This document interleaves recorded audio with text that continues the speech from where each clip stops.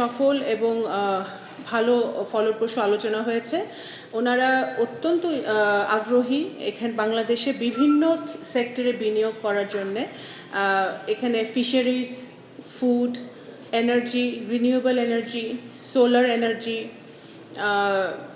IT, artificial intelligence, এই ধরনের বিভিন্ন সেক্টরে তাদের যে দক্ষতা আছে সেই দক্ষতা কাজে লাগিয়ে সৌদি সরকার এখানে বাংলাদেশে ইনভেস্ট করতে আগ্রহী, সেটা নিয়ে আলোচনা হয়েছে। বাংলাদেশের বহু নাগরিক সৌদি আরবে থাকে।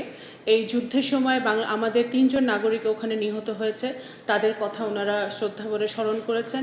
আমরা ওনাদেরকে ধন্যবাদ জানিয়েছি যে সৌদি সরকারের সম্পূর্ণ সহযোগিতার কারণে আমরা আমাদের ভাইদেরকে যারা মৃত্যুবরণ করেছে ওখানে তাদেরকে ফেরত আনতে পেরেছি এবং আরও বেশি দক্ষ শ্রমিক, স্কিলড লেবার নেওয়ার জন্য তারা আগ্রহ প্রকাশ করেছে, সেটা নিয়েও কথা হয়েছে। মনে করি যে সৌদি ক্রাউন প্রিন্স ইতিমধ্যেই আমাদের মাননীয় প্রধানমন্ত্রীকে আমন্ত্রণ জানিয়েছেন।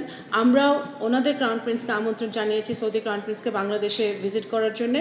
আমরা আশা করি সামনে বাংলাদেশ সৌদি আরবের খুব শীঘ্রই সৌদি আরবে একটি জয়েন্ট মিটিং অনুষ্ঠিত হবে, বছরই হবে সৌদি আরব এবং বাংলাদেশের মধ্যে, এবং এই যোগাযোগ, এই এক্সচেঞ্জ চলমান থাকবে। অবশ্যই এই সফরটি অত্যন্ত ফলপ্রসূ ছিল এবং আগামী দিনে তারাই ব্যক্ত করেছে বাংলাদেশের সাথে মাননীয় প্রধানমন্ত্রী জনাব তারেক রহমানের নেতৃত্বে যেন সৌদি বাংলাদেশ সম্পর্ক আরও উন্নত অবস্থায় যায়, সেটা তারা দৃঢ়তারা বিশ্বাস স্থাপন করে। কনসুলার রিলেটেড, পাসপোর্ট রিলেটেড ইস্যুগুলো কিন্তু সব দেশেই একই ধরনের সমস্যা আছে আমাদের।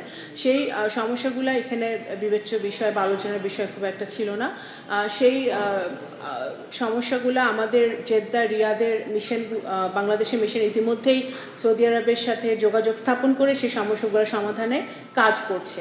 তো ওনাদের অ্যাকচুয়ালি আরও বেশি, ওনারা বারবারই একই কথা বলেছেন যে আমরা শুধু একটা সেক্টরে থাকতে চাই না, আমরা অনেক সেক্টরে বাংলাদেশের সাথে সৌদি আরব কাজ করতে চায়। তো সেই জায়গাটাই কিন্তু প্রাধান্য পেয়েছে এবং শুধুমাত্র মাননীয় প্রধানমন্ত্রীর সাথে সাক্ষাতের জন্য কিন্তু ওনারা এসেছেন এবং আজকে রাতে চলে যাবেন।